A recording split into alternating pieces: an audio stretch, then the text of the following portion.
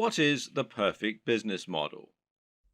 Of course, that will all depend on who you ask and on your personal preferences.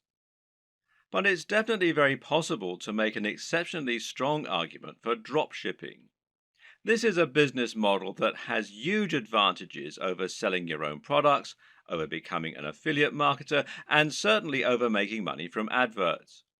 It has all the strengths of each and none of the downsides of any of them. This is a business model that allows you to work from home and earn passive income, while at the same time building a big brand for yourself and selling real physical products. So, why isn't everyone getting involved in dropshipping already? Why do so many people still choose to make money as an affiliate marketer instead? Well, the answer is simple. A lot of people still don't know what dropshipping is or how to get involved in it. Of course, this video series is going to change all that and help you to understand what dropshipping is, why it's so beneficial, and how to get started with it. By the end, you'll be running your own dropshipping business, making money by selling products with your branding on and without having to spend any money up front or take any form of financial risk. Didn't I say it was the perfect business model? So exactly what is dropshipping? Dropshipping is technically a fulfillment model. Fulfillment in a business term, of course, means delivery. So in this sense, dropshipping is the manner in which orders are delivered to customers. Normally, selling a physical product means that you need to buy numerous items and then sell them at an inflated price. The way you would normally do this is as a reseller. Here, you would buy wholesale items, inventory bought in bulk at a discounted price, and you would then sell it on at an inflated cost and keep the difference, and that's your profit margin. The problem with this model is you need to make a big investment in the stock, and then you have to deliver the products to your customers. This means you're taking a financial risk by ordering the stock in advance, and if you make zero sales, you can lose a lot of cash. You have to pay for the shipping and also handle all of the administrative tasks. You'll need to constantly take stock of your inventory and you'll need to refund customers for deliveries that don't arrive. In short, it's a lot to take on for an individual hoping to run a business from home in their spare time. Dropshipping changes all this because now the wholesaler is handling delivery and they don't require you to order in bulk. So simple. You list the items for sale in your online store just like you normally would, and then when a customer orders them, you pass that sale on directly to the wholesaler. They then send out the product on your behalf and make sure it reaches the buyer, and you get the money. This might sound very similar to affiliate marketing, but there are a few key differences. For starters, the amount of money you earn will tend to be higher than affiliate marketing. When you operate as a reseller, the usual pricing method is something called keystone pricing. Keystone pricing essentially means that the amount you're selling the product for is twice the amount you pay the manufacturers. This is one of the most common conventions for this type of business, and to all intents and purposes, dropshipping businesses are resellers. The other big benefit of dropshipping over affiliate marketing is that you don't have to mention the existence of the dropshipping business at all. In other words, the customer never knows that it's not you who's selling the product. You're not sending them to another website where they can check out and buy the product. You're just selling them the product as though it were your own and forgetting about it. This is fantastic because it means that your business looks much more professional and because you're no longer sending visitors away from your brand in order to make the sales. Hopefully, you can already see some of the big advantages of dropshipping. There are many more too, which we'll delve into in this video. Working as an affiliate marketer will often mean that you have to sell digital products in order to get the biggest profit margins.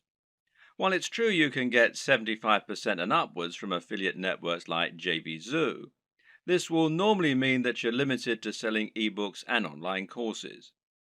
This can be an effective way to run a business model, but it's also sometimes quite restricting. While digital products have many advantages, their appeal is not as broad as it is for physical products. For example, if you try and sell a digital product to your grandma, you'll probably have difficulty. The same probably goes for your mum and most likely your dad. And it goes for most of your peers in reality.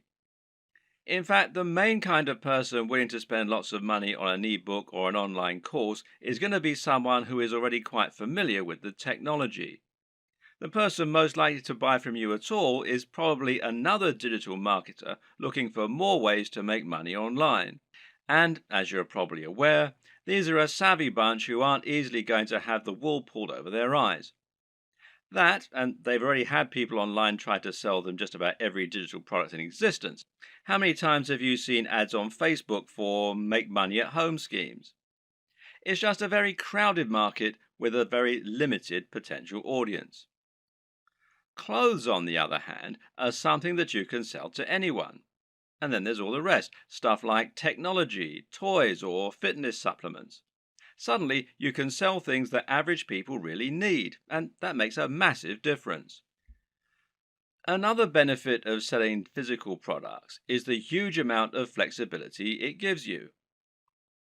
We've already seen that you'll have a lot more flexibility in terms of the types of things you can sell, but of course, this will also extend to drastically increase your flexibility in terms of the way you sell. For starters, you suddenly have pretty much limitless niches that you can choose from, in other words, industries. And then there are the many different ways of selling those areas.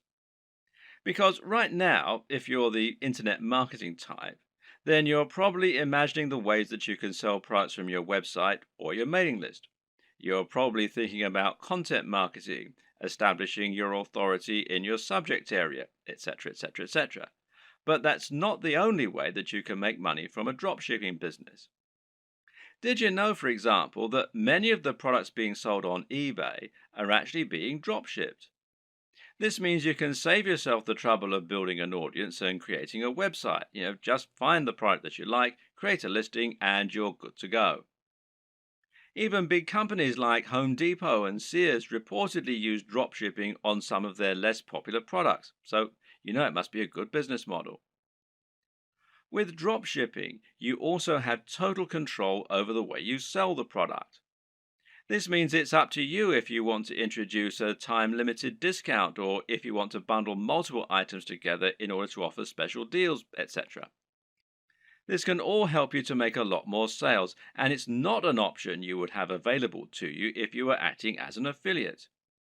In that scenario, the product owner would set the price and you would have no option other than to go along with it. We've already seen that you can reduce the risk by dropshipping. There's less risk than reselling here, but there's also far less risk than selling your own product. That's because creating your own product would involve a lengthy and stressful process of designing the product specifications, working with factories, and then spending lots of money on materials, etc. None of this is to say it's not impossible, it's just a huge amount of risk. With dropshipping, you don't have any of this risk because you're not spending upfront investment. You simply find the product you want to sell and then promote it. But there's another way that you can reduce risk with dropshipping too, which is by picking a product that's already highly popular. By finding products that you know are already selling very well and are very in vogue, you can completely minimize the possibility that your product won't sell. Now you're selling products that will sell in droves. You just need to find the people who are buying and make it easy for them. Perhaps the biggest advantage of the dropshipping business model, though, is one that many people don't even consider. As mentioned, dropshipping has the benefit of allowing you to keep the actual manufacturer stroke fulfillment company as a silent partner. They will send out the products on your behalf, but as far as the customer is aware, they bought it directly from you. This has the massive benefit of meaning that you're not sending visitors away from your website. This is a massive deal as a digital marketer. If you've been working in this business a while, you should have a good idea of just how hard it is to attract customers to your website and to your business. This is what you'll spend most of your time doing working online, and you'll probably find it takes up much of your effort. If you're an affiliate marketer, you're bringing those visitors to your website so that you can sell products other companies have created. This means that when they buy the products, they have to leave your website and thereby disengage with your brand. Which brand are they more likely to remember and visit in the future? The guy who recommended the product to them, or the company that actually sold it to them? And when they want more of the same thing, well, where are they going to go? Now consider this. How can they buy more products from you during the same session if you're actively sending them away from your site? Instead of being able to offer a smorgasbord of products that you hand-picked, you're now simply telling them to go somewhere else and buy one item. With a drop shipping business, you no longer have this problem. Now you can offer all the items you have for sale on your website from one spot and let your customer choose as many as they want, and then continue to buy from you. But that's not even the best part. The best part is that in some cases, the products you sell will even be able to have your company name on them. This is called white label drop shipping, with the white label essentially describing the packaging or the branding. So let's say you want to sell a supplement like creatine for your fitness website. With a white label service, the product will be developed with packaging that literally consists of a pot and a white label attached. That white label can have your branding printed right on it, meaning that to all intents and purposes, this is now your own product. In many cases, you can even choose a blend of ingredients that will go into the product. In other words, if you're selling a supplement like a vitamin tablet, you can select all the vitamins and minerals yourself and then add your own logo. If you don't sell a single item, you've lost nothing. But if you sell lots, you'll be making a profit at the same time as building your own brand and your own market presence. The big challenge when it comes to drop shipping, though, is finding a drop shipper. This is very clearly a business model that has more benefits for the marketer, and so, of course, not everyone is going to be eager to offer their services. How do you go about finding a drop shipper when they're in such short supply?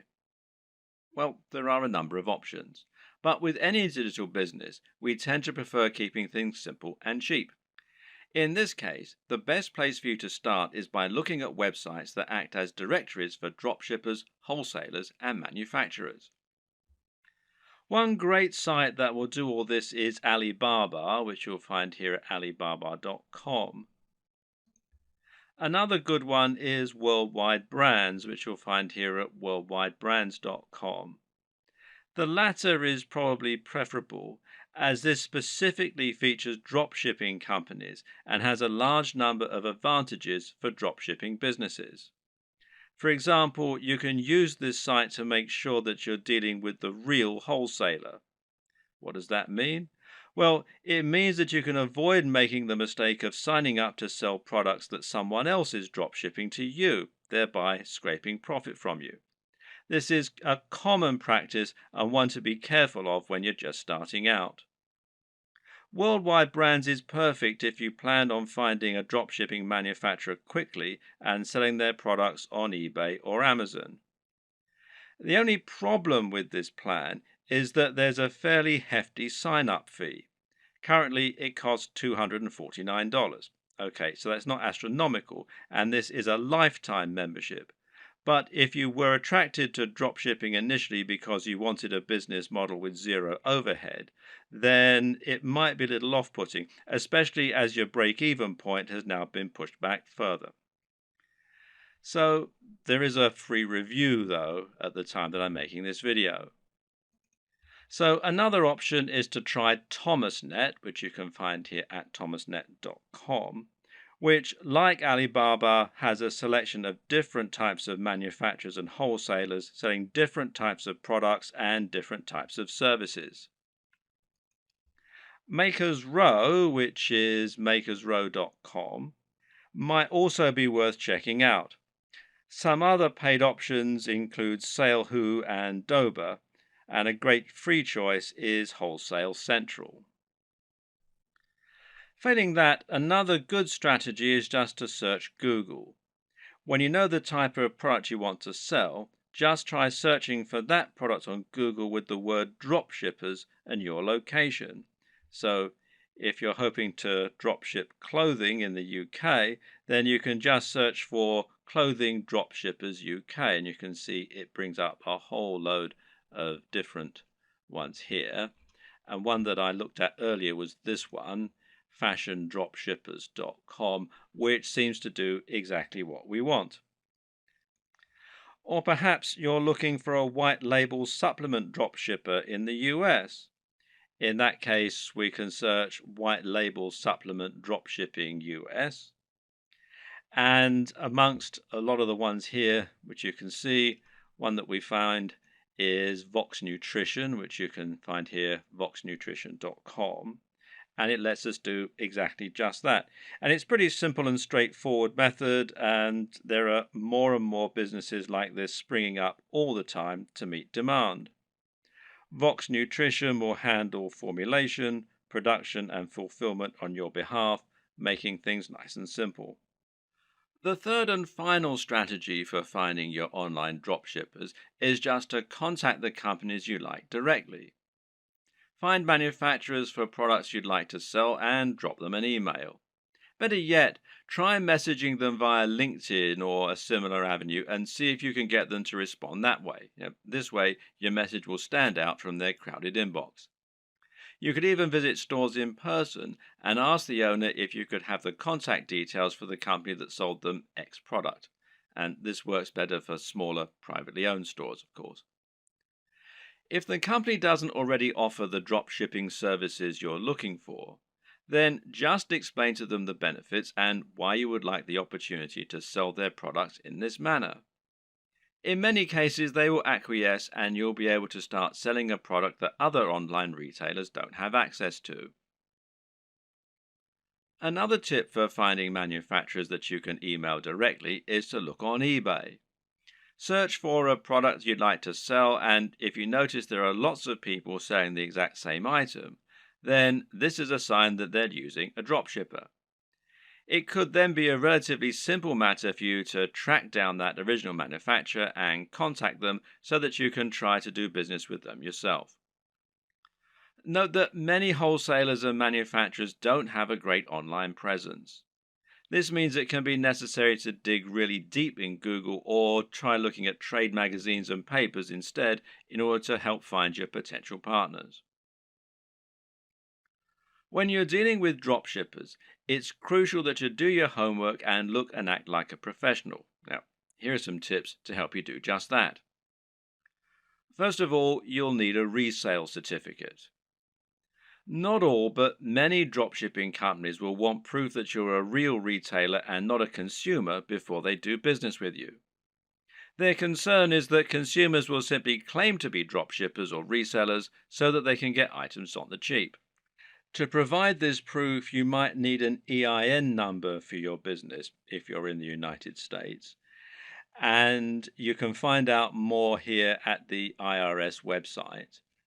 The URL is quite long and complicated, so if you just go to Google and type in apply for EIN online, you'll be redirected to this particular site. Now, in other countries, obviously the regulations are different, so you need to look at the tax authority for your country. But again, a search in Google should be enough to point you in the right direction. You might also need a resale certificate, and you can find out more about those at this site here, which is wisegeek.org/what-is-a-resale-certificate.htm. If you're going to speak in person, then it can also be a good idea to familiarize yourself with all the terminology regarding dropshipping so that you don't sound like an amateur. You should also look out for fake dropshippers.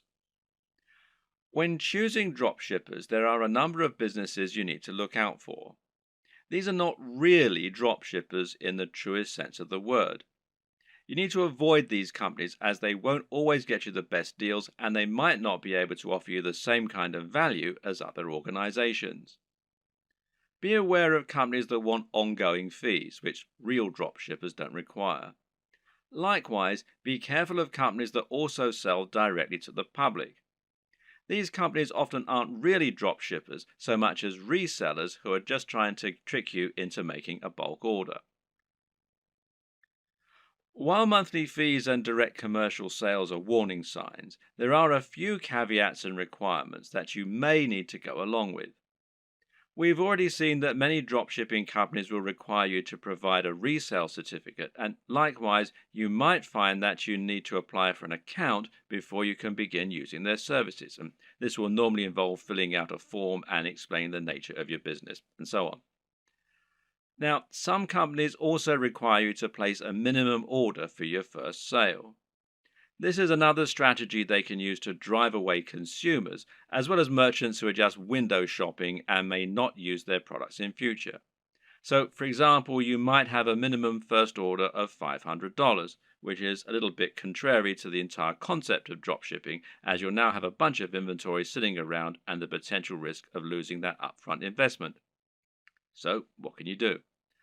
Well, the best advice is to ask if you can use this initial expense as credit. Pay the first $500 and then use that amount in order to offset future sales until they've paid the full amount off. Drop them an email or speak in person to discuss this option. A lot of people just starting out are going to be very eager to find a partner to work with and will feel privileged when they get a positive response to their inquiry.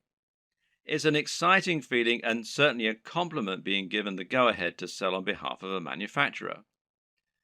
But at the same time, you also need to be a bit discriminating in your choice.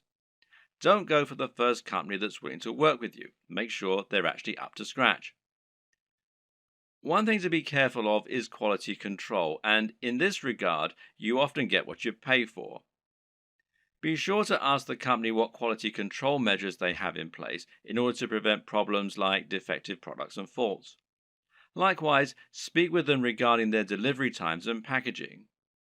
Remember that it's your reputation that's going to be riding on the quality of their products and service, so you need to ensure that you're happy with it. Another tip in this regard is to always ask for a sample of the product. If you have demonstrated their ability to sell and they truly are a big business, they should see it as a very small investment to provide a sample of what they're selling. And if they won't, then order a product yourself as a customer. You really don't want to put your name to anything that you haven't personally checked out first. Now you have the basic idea of how dropshipping works and how you need to get started, you can begin to think about how you're going to build your own business. This all begins with choosing your product and choosing your industry or niche. The product, of course, is going to be the item that you intend to sell, and this is going to be dictated by the industry or niche that you choose to enter. An industry or niche is the subject matter that you intend to write on and the industry that you want to operate your business in. This is important. The choice is going to impact on everything from the price of your products to the type of person you'll be selling to the type of businesses you'll be working with. The reason we call it a niche, or niche as some people pronounce it, when talking about an online business, is that a niche is a particular category. This is not only your subject matter, but also the type of person who is going to be reading your content. It's very important that you choose this correctly because the niche will affect the size of your potential audience. When you choose a subject matter, you want it to be one with niche appeal. This means it's aimed at a particular type of person who is specifically interested in that type of thing. An example of a niche might be knitting. Now, if you have a blog about knitting and you sell knitting paraphernalia, only people who are interested in knitting are going to read your blog and buy from you. This way, you've cut out a niche for yourself rather than trying to appeal to everyone. That in turn means that you have drastically reduced the amount of competition you're facing. Now you don't need to compete with the biggest companies on the net, and you'll find that paying for things like AdWords advertising is considerably more affordable than it would be for a more general topic. Likewise, getting to the top of Google for relevant keywords like buy knitting gear online is going to be far easier than trying to get a general e-commerce keyword like shop online. The latter will put you up against mega companies like Amazon and pretty much every other online business on the net. But the problem with choosing a niche topic is that sometimes it can be too narrow, to the point where no one is interested in buying from you. If your niche is puppies with 3 legs, then you're going to have a very small number of amputee puppy owners who can buy from you. You'll find it relatively easy to dominate the search engines and to be the number one supplier of products in that area. However, once you've sold to all 200 readers, well, you've pretty much reached the limit of what you can sell. On the other hand, a niche like fitness may be considered too broad. Buy fitness clothes online is a hugely popular search term that companies like Sports Direct, Sweaty Betty, and Mountain Warehouse dominate. Even ranking for search terms like how to build muscle is going to be very difficult. The perfect niche or industry is one with a broad appeal, but which still gives you a unique twist. This way, you'll be able to appeal to a lot of people, but you'll also be able to avoid directly competing with the biggest competitors. This will also give you a better route to market, which is a term that describes any direct access you might have to your target audience. An example of a route to market would be a forum dedicated to the subject matter you're writing about, or an industry magazine. With all this in mind, how do you find the perfect niche for you? Well, there are a few things to consider. Now, a lot of people watching this are going to already have a blog or a website. In that case, the best niche is obviously going to be the one that you're already in. All you need to do is simply pick a product that your current readership will enjoy. You should already have their trust, so all that's left to do is to offer them products and explain how and why they can benefit from them. Then there's an area you're already interested in. This will often align with the last point, but you should always pick a niche that you find personally interesting. This makes a gigantic difference to the quality of the content you put out, to your ability to pick the best products, and more. Remember, as a blog owner, you're going to be required to write thousands of lines of content on this subject in order to demonstrate your expertise and to gain the trust of your voters. If you don't know anything about the niche, this is going to come across in your writing and you're going to find it a very dull job. On the other hand, if you have a legitimate love of the niche you're writing in, you'll find it no chore at all to write all that content, and you'll find it much easier to wow your readers with what you know. What's more, you'll have a better idea of how to pick a truly great product that will stand out and attract your audience. You'll have your finger on the pulse. There are also niches where you have an upper hand. Again, this relates directly to the previous two examples in many cases. Suffice to say that most of us will have contacts and advantages in some niches that give us an edge. Perhaps, for example, you happen to know the owner of a very big fitness website or of a very big fitness magazine. Knowing this person will thereby make it much easier for you to get a cheaper advert or maybe even an article inside the magazine. Now you can reach out to that audience directly and hopefully sell more product. Have a long think about your list of contacts and friends, and then consider finding a product that will let you make the most of those advantages. If you look at affiliate marketing, digital products, and internet marketing as a whole, you'll notice that certain niches stand out as being far the most popular, and those are fitness, making money, and dating. Now, why are these the most popular niches? On the one hand, it's because they have the broadest appeal. But the biggest reason is that they offer the best value proposition. A value proposition is basically the way in which your business is able to offer value. This is the way that your products can change people's lives. What is the end result of owning your product? If you're selling a hairdryer, then what you're really selling is the convenience and dry hair.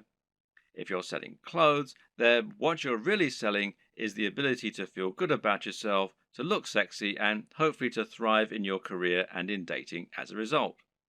This is what sells. Try and sell a book about cats, and you're not really offering much beyond a few hours of entertainment. But sell a book about making money, and you're selling a dream. By choosing a product that can really change people's lives, you're providing much more value, even if the manufacturing costs stay the same. Now, this lets you charge more and make more money as a result, and it basically comes down to the niche. In order to tick all these boxes, one strategy you can use is to target a sub-niche, a niche within a niche. An example of this is targeting a specific type of person within the fitness niche. How about fitness for the over 50s or dieting for the diabetic? You could even do strength training for martial artists. In this latter example, you've actually combined two separate niches in order to offer something truly unique and interesting. Now you have your niche. The next thing to do is to pick an actual product. From there, you can find the manufacturer to help you provide it. The important thing here is there should always be a clear synergy between your branding, your ethos, and your product.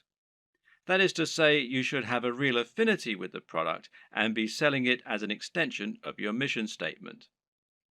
What you must not do is simply find the first product you can sell within your niche and then go out and try to sell it. An example might be to create a fitness website, build an audience, and then sell a really basic protein shake that is already well known.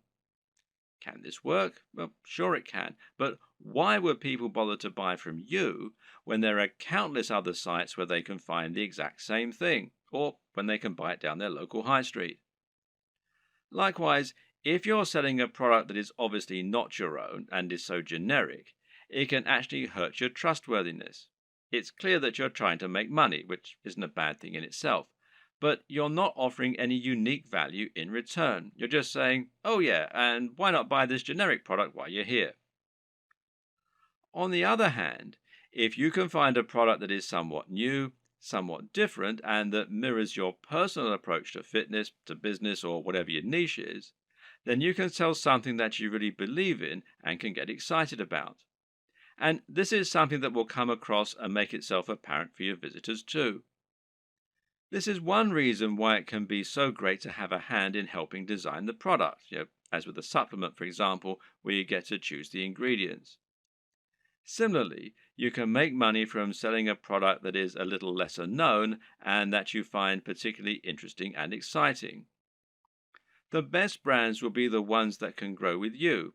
Find a company that's doing something new and exciting and express that you'd like to work with them. From there, you can then focus on growing and building your business. And this will help you to form a real relationship that's mutually beneficial and that your customers can appreciate too. Of course, there are many smaller considerations to keep in mind when selling your products. Should you sell a consumable, or should you sell something that will last a long time? Should you sell a product that's very expensive, or one that's very affordable? In the video on e-commerce and pricing, we'll discuss this in more detail, but suffice to say that it can make a lot of sense to sell multiple products in future, as that way you'll be able to benefit from multiple different types of business model and you'll be able to draw in a wider range of buyers. Having a range of prices means you can cater to people with all kinds of budgets and build some loyal customers who might increase their average spend with you over time. For example, a cheap consumable has the distinct advantage of being something that will keep your visitors coming back.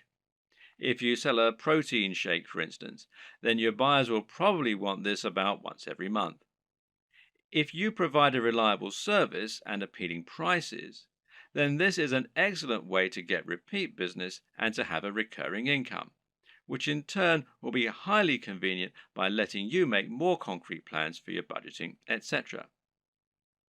Another option is to run a box business. Now, these are businesses that sell selections of products on a recurring basis. Someone will subscribe to your business and you'll send them a package containing a set number of products each month. This could be a range of different items or it could be one thing. Loot Crate, for example, is a business that sends pop culture merchandise to comic book and games fans. Part of the fun of this service is that they never know exactly what they're going to get, but it will always be something interesting and exciting. Then again, you also get men's grooming services that send the same selection of consumable razors, shaving foams, etc. to their customers every month. This is a different way to create your dropshipping business, one that allows you to add some real extra value and also to promote the products of your partners in an exciting way. There are many other ways you can add value too, whether it's providing freebies like some kind of PDF, offering the best discounts, or somehow upgrading the product you're offering before it reaches the customer. Whatever you decide, the big question to ask yourself is, what value are you providing? What are you offering on top of the products themselves? How are you providing value not only for the customers but also for the suppliers? And what advantages do they get by coming to you instead of going to somewhere like Amazon? Finally, of course, you need to ask yourself what types of products will sell well. And this is particularly important when you first start out and you perhaps only have one item to begin with. If you're going to begin your store with just one item, then it's highly important that this one item be something that will sell well and get your business off to the best start. And the best way to do this is to pick something that has a very clear function and which is easy to explain. Solve the problem that your visitors have. What do people in this niche need? And how can you solve that issue for them? If you can answer this, you should have no problem selling your first item as long as it's well made and as long as you're persuasive enough to make it sound amazing. If you already have a website and an audience, then you can skip this video. Otherwise, it's crucial that you keep watching in order to ensure that your brand is aligned with your business model and the product you're selling. A good place to start is by asking what exactly a brand is. A brand is much more than a logo. Rather, it's an ethos, a mission statement, and an approach to business. The logo simply tells people that the product or service they're receiving adheres to the same standards as whatever else they've used from you in the past. You start your brand by choosing why you do whatever it is you do. Why should people care about your business? How are you different from other companies offering the same thing? How do you want the world to change as a result of your business being a part of it? This is what allows a company like Apple to capture the imaginations of billions of people and to create such loyal customers. Apple isn't just about selling hardware. It's about selling beautiful hardware that feels personal and that is aimed very much at creative, rule-breaking individuals as opposed to big businesses. When the first Apple computers were released, the only real competition was IBM. And by taking this stance, Apple was able to differentiate itself a lot and get a lot of excited followers as a result. The same goes for many businesses that are setting out to create a greener planet. These companies are doing something more than just making money, and their fans love them for it. This is enough to make people choose their products instead of the same products offered by another business. And this ethos means that people know instantly that the service is aimed at people like them. So ask yourself what the driving motivation behind your business is. You're a fitness company. Okay, but what is it that you really believe in? Why is fitness important to you and your customers? Do you think that people are happier when they're well? Do you want to help the average person to have a more fulfilled life thanks to a healthy lifestyle and diet? Or do you love the idea of becoming more powerful?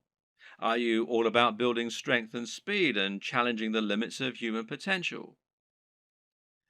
These two companies might sell the exact same product, but the way they go about it is completely different. And if you can convey this mission statement, then you'll find the right type of customer will go absolutely nuts for your brand. That's the kind of customer whose vision is aligned with yours. Now, don't try and appeal to everyone because that will never work. Instead, try to appeal more to the right kind of person. One way to do this is through your logo and your web design. The objective of a great logo is to communicate what your business is all about. You're trying to tell people what you sell and why you sell it as soon as they look at your business. So, say your company was all about health and natural products. Then you might make a logo that had a tree on it or a heart, and it would probably be green in color and have an uplifting, healthy sounding name. Conversely, if your business is all about punishing workouts in the gym, then your logo might include a picture of a dumbbell or a barbell and have the word iron in it somewhere. The idea is that the combination of your logo, company name, and perhaps blog posts is enough to tell any visitor to your site right away that this is a company aimed squarely at them, selling products they're going to love. This should also extend throughout your site design. Meanwhile, make sure that your logo is designed using a vector file, meaning that it's made in Illustrator or a similar piece of software that keeps it easy for you to edit and resize. And avoid using cliches. Once again, this is a good place to invest a little of your own money up front. It'll pay off in the long term. The mistake that a lot of people make is to try and sell right away. This can work sometimes, but it's not generally the best way to build trust, grow an audience, and ultimately secure the best long-term profits. That's because it's somewhat similar to walking up to an attractive stranger in the bar and asking if they want to come home with you. 99% of the time, this will be met with a slap. Most people prefer to get to know the person propositioning them at least a little bit first.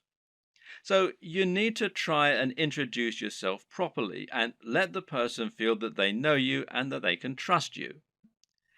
This is the exact same for a business when you're trying to sell something. Imagine approaching a stranger in the street and asking if they want to buy from you. This is the basic concept of content marketing. To build an audience of people who love your content and who trust your opinion so that you can convince them to buy the products you recommend and so that you can keep bringing people back to your site time and time again, giving you multiple opportunities to make a sale. The way you do this is to start by writing high quality content and to post this to a blog on a regular basis. The more you write and the more you research your subject matter and make it different and interesting, the faster you'll build a dedicated audience you can sell to. Demonstrate that you really know what you're talking about, that you only recommend things you genuinely believe in, and that your audience can trust you to be a resource for more useful ideas and information. Likewise, try to build your mailing list and social media presence. Incorporate your brand strongly on all your social media pages and in anything else you create, so that people will know they're dealing with the same business. Getting someone to follow you on social media when they think they might be interested in your brand is far easier than getting them to buy a product from you and actually spend money. Social media accounts will meanwhile help you to bring more new customers to your site by letting people share with their network. You can help this too by providing social sharing buttons, like these from shareaholic.com, that will let people easily like your content on Facebook or tweet to it on Twitter. Once you have generated a big audience of people regularly coming to your site, you should start thinking about introducing products to your page. If you've really created a brand you believe in, and if you've been providing real value in your content, you should find you have true fans, and a true fan will be desperate to buy your product when you start selling them. Of course, there are many additional methods you can use to send more customers to your products and to market your store. One option is to create your own affiliate program and to encourage more people to help market your items. Another method is to pay for advertising, whether this is a pay-per-click campaign through Google AdWords or whether it's an advert on Facebook that is highly targeted to your specific demographic. This works well in scenarios where you're selling from eBay or Amazon and aren't trying to build up an audience. If you're going to pay for advertising, though, you need to calculate the LCV, now that's lifetime customer value, of each customer. This will allow you to ensure that whatever you spend on your ads, you're making more back and thus seeing strong ROI or return on investment. But to take this next step, you're going to need to make another new addition to your business. And I'll talk about that in the next video.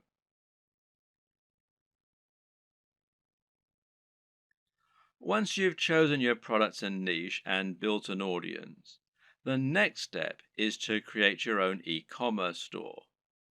This is an online storefront where you can show your different items and encourage sales. Being successful here is not just a matter of choosing the right design to begin with, but also thinking about how you're going to arrange and price your items to help them move. This ultimately comes down to a lot of psychology. When it comes to e-commerce website design, there is a single overriding goal which isn't always true of a regular site design. Of course, that objective is always to try and increase sales and increase profits, and this is probably actually more important. You'll also want it to look attractive, to be functional and easy to use, and to represent your brand in the right manner. But this is really just in service of creating a web design that helps you to make more sales. This means every single element in your site design should be encouraging more sales and pointing users in that direction.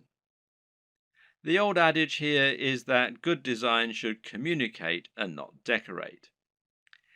If an element of your design isn't somehow getting people to keep browsing your store or to click on the buy button, then it has no place in your design. If you use the right development company or a good e-commerce builder or template, you should find the experience and expertise of the professionals informs their decisions and results in the best possible turnover and profits for you. In this regard, it's always worth spending a little more on a professional theme or on a proper development company. Unless you're a professional designer yourself, you won't be able to compete with an entire organization made up of experts who have the very best tools and the most experience. And any lack of professionalism in your site design is going to reduce the trust in your brand and make visitors less likely to buy. An e-commerce store, more than any other design, needs to look professional and have a sense of polish and sheen. The easiest way for most digital marketers to create their own e-commerce store will usually be to use a WordPress theme like WooCommerce. Now, WooCommerce is a theme and plugin combination that will transform an entire WordPress site into an online store. And this makes managing your store just as easy as managing any WordPress website.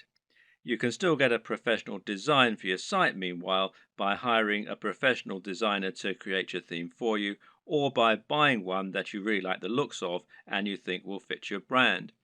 Now, you can download the free version of WooCommerce, the WooCommerce plugin, that is, from within the WordPress dashboard. Or you can buy the paid for version and you can buy the themes from woocommerce.com.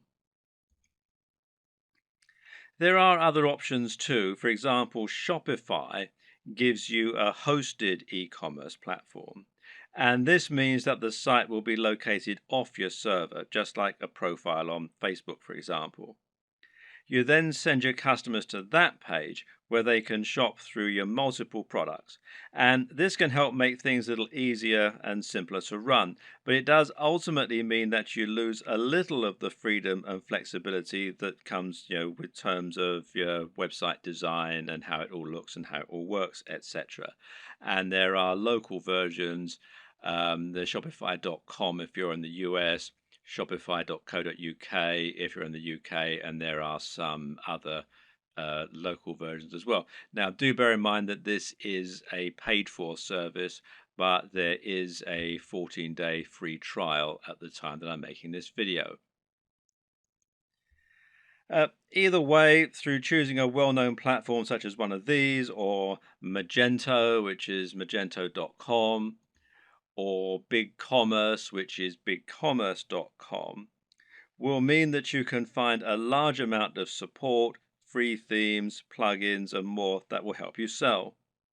And some of these features can be incredibly useful, such as the ability to add widgets right there on your blog that promote your top items, for example.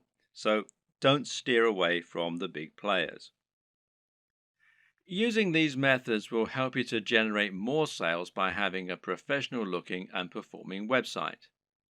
Nevertheless, it's still always useful to understand the theory and principles behind it so that you can continue to implement best practices yourself, especially when it comes to aspects that fall outside the realm of design, such as price. Now, here's how the right combination of pricing, positioning, and design can help to make your items sell more effectively. And the first is contrast.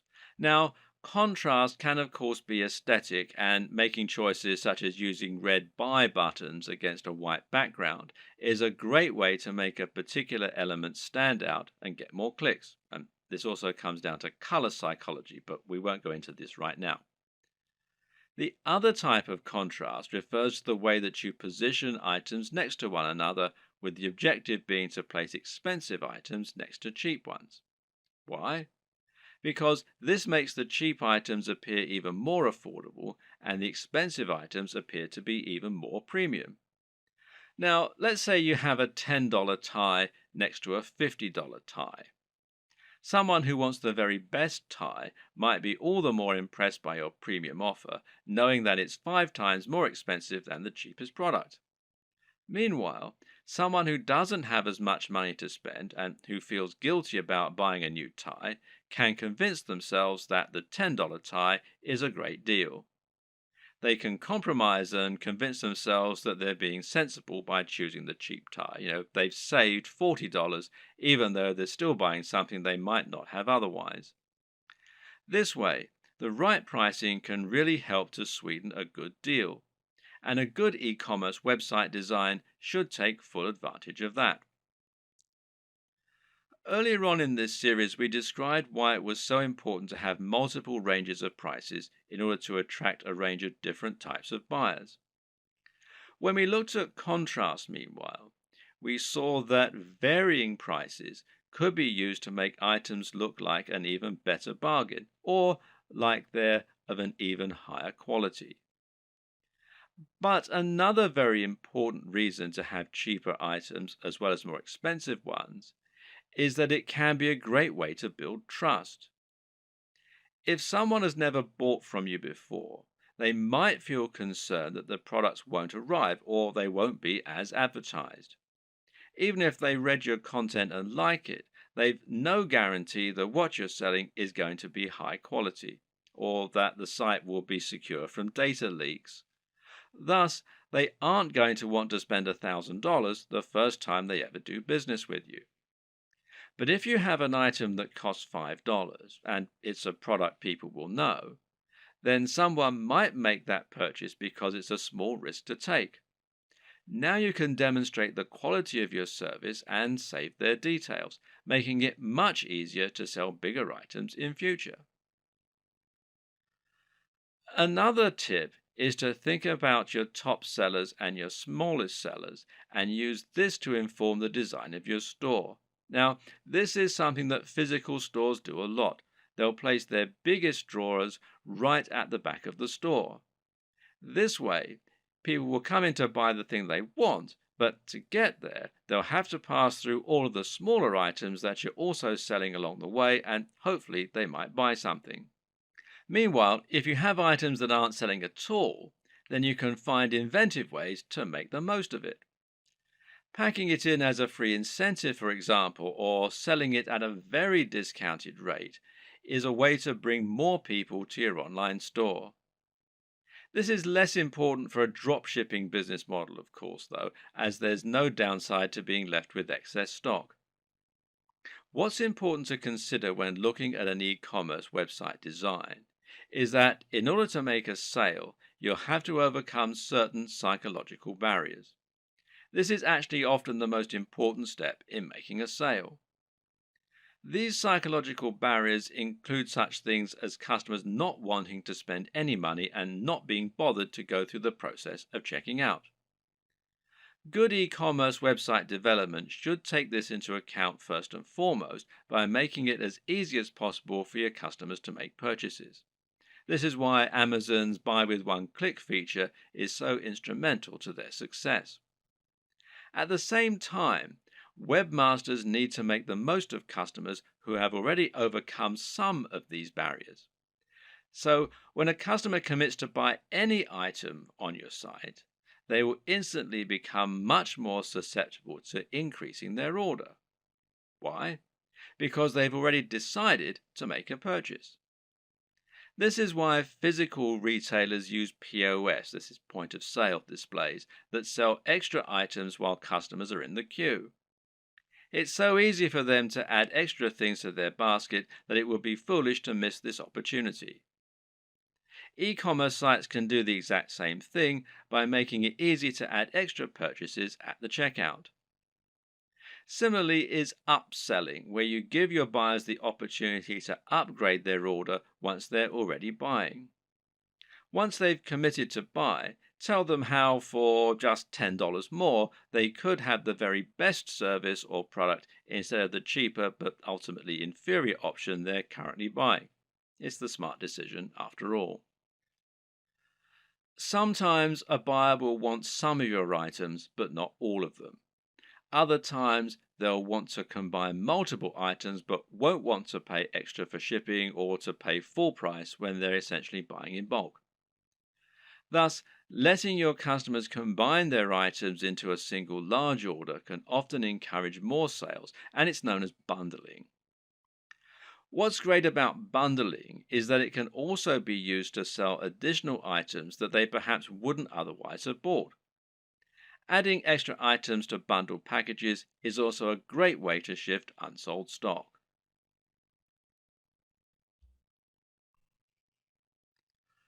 One aspect that can help you to boost your sales is so big and important that it needs its entire own video, and that's your persuasive writing.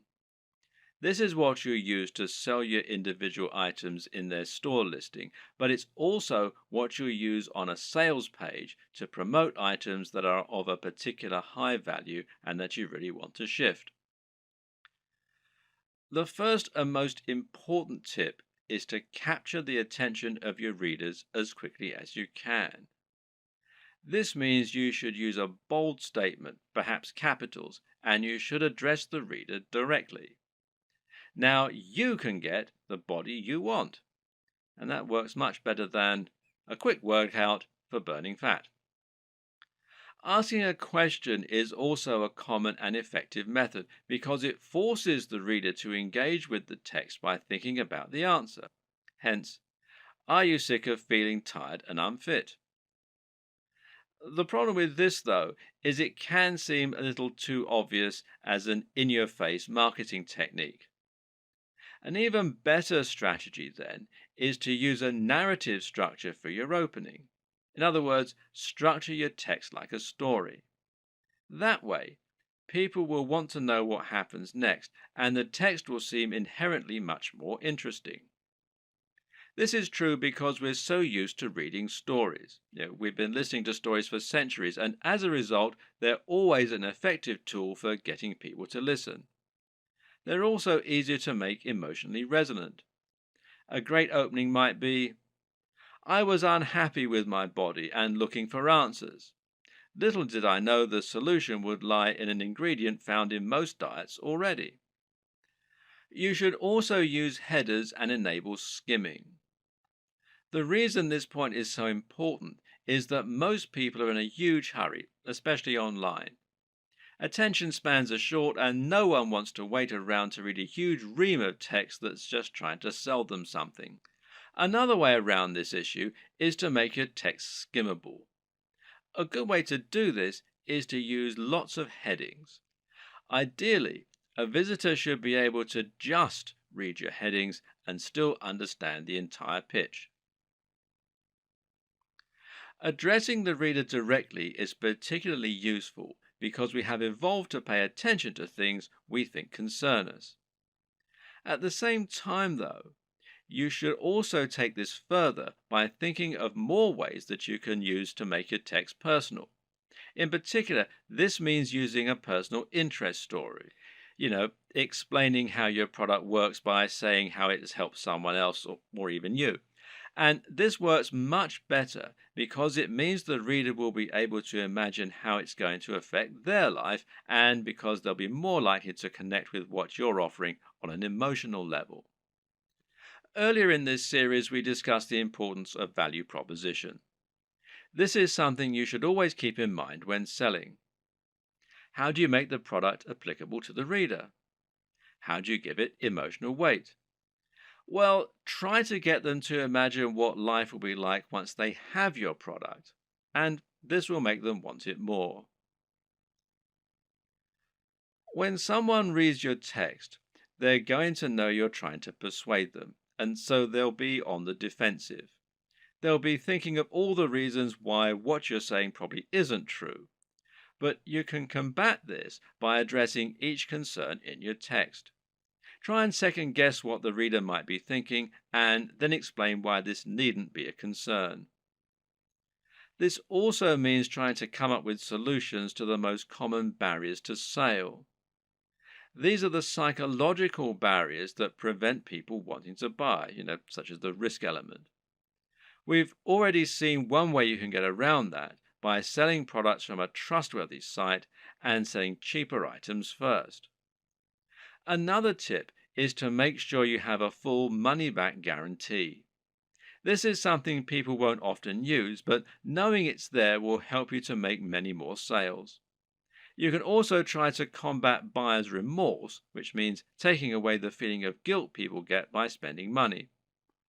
Using the contrast technique is one way to account for this. Another is to describe your product as an investment.